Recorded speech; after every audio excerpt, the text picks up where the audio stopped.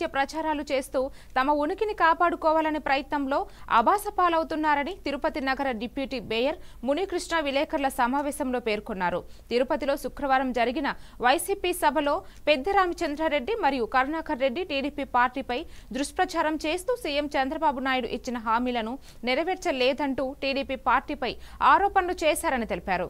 CM Chandrababu Naidu super 6 పథకాలు అమలులో ఉన్న వైసీపీ నాయకులు గ్రహించలేదా అంటూ ఆగ్రహాన్ని వ్యక్తం చేశారు. నెరవేర్చలేదు అని ఒక తప్పుడు ప్రచారం చేస్తున్నారు.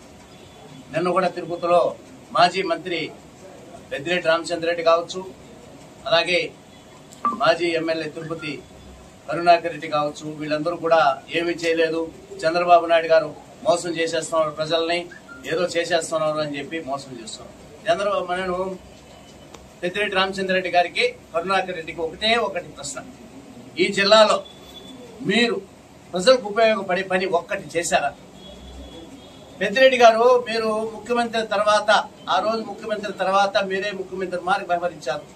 ఈ జిల్లాలో ఉమ్మడి జిల్లా గాని సెపరేట్ జిల్లాలో గాని ప్రజలకు సంబంధించిన పని ఉపయోగపడే ఒక్కటి చేశారా? మీరు చెప్పండి. కనబడడం లేదా, వినపడడం లేదా?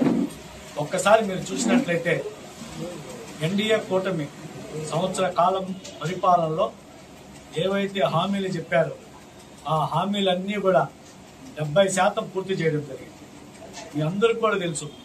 ఇప్పుడే ఒకసారి అన్ని పథకాలకు కూడా మీకు తెలుసు. తల్లికి వందనం పథకం ప్రారంభమైంది. దేశంలోనే ఎక్కడా లేని విధంగా ఎన్టీఆర్ భరోసా సామాజిక పెన్షన్ ఇస్తున్నాము. ఈ దేశంలోనే ఎక్కడా లేని విధంగా 16,347 టీచర్ పోస్టులు భర్తీకి నోటిఫికేషన్ ఇచ్చినాము. అదేవిధంగా చెప్పినాటివి చెప్పనాటివి కూడా తల్లికి వందనం పథకం కూడా సంవత్సరం కాలం పూర్తయిన సందర్భంగా అద్భుతమైన కార్యక్రమం జూన్ 12వ తారీఖున ప్రారంభించడం జరిగింది. అదేవిధంగా మీరు ఒక్కసారి చూసినట్లయితే కల్లుగీత కార్మికులకు 10% మద్యం షాపుల్లో రిజర్వేషన్లు కేటాయించారు.